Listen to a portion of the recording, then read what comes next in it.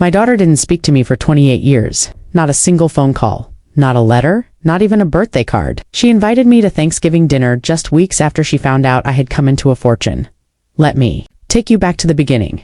Her name is Clara. She was my only child. I raised her on my own after her mother. My wife passed away when Clara was just 7. It was never easy, but we managed. I worked 2 jobs mornings as a mechanic, nights, cleaning offices just to keep a roof over our heads and food on the table. I didn't always make the best choices, and I wasn't a perfect father. But everything I did for her. When Clara turned 20, we had a terrible falling out. She had started dating a man I didn't trust older than her, manipulative and always looking at me like I was beneath him. I warned her, begged her to be careful. She accused me of trying to control her. Things escalated, words were said that cut deep, and in the end, she walked out.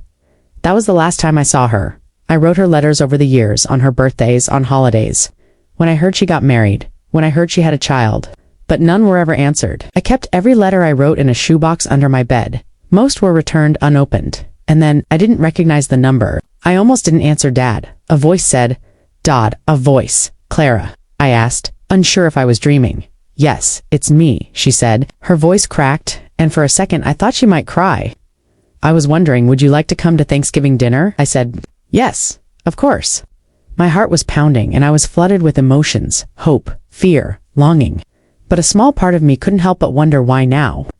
A week earlier, an article had been published in our local newspaper about me winning a substantial lawsuit over a land inheritance dispute. The compensation, nearly $3 million. I hadn't told anyone except my lawyer and accountant. But news travels fast in small towns. Still, I wanted to believe she just missed me. I arrived at her house on Thanksgiving. It was large, much larger than I expected. Modern, polished, everything spotless. Clara greeted me at the door with a forced smile, and behind her was a young woman, my granddaughter Olivia. She was 22, the age Clara had been when she walked away from me. "Hi, Grandpa," Olivia said warmly, and hugged me.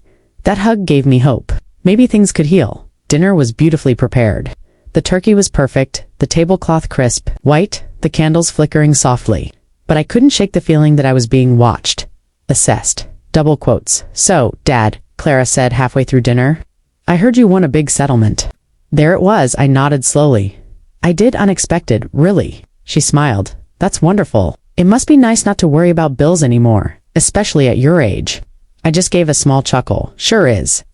Then she said something that truly stung. "You know, Olivia's thinking about grad school, and it's just so expensive." I looked at Olivia. Her eyes darted down to her plate. Family. For 28 years I was a ghost. I took a breath. "Clara, I'm happy to get to know Olivia, but I'm not just a bank account." Clara's face tightened. "That's not what I meant. I think it is," I said quietly. She said nothing. Olivia spoke. Up then, her voice soft. "Mom didn't even want to invite you." "I did. I saw your name in the paper and looked you up. I wanted to meet you." My eyes welled up. "I read some of the letters you sent," she continued. "Grandma kept them all those years. I'm sorry it took so long."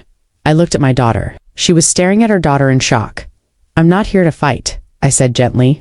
"I came because I hoped there was something left between us. But if this is about money, then I'll leave now." Clara didn't speak. She just stood up and went into the kitchen. I spent the rest of the evening talking with Olivia.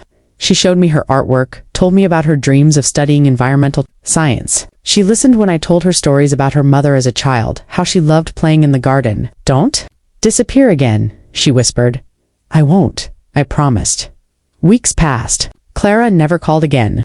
But Olivia did every Sunday without fail. I eventually helped her with her tuition. I'll be there when she gets married next spring, in the end. I lost a daughter, but I gained a granddaughter. Some wounds never fully heal, but sometimes life surprises you. Not with what you lost, but with what you still have.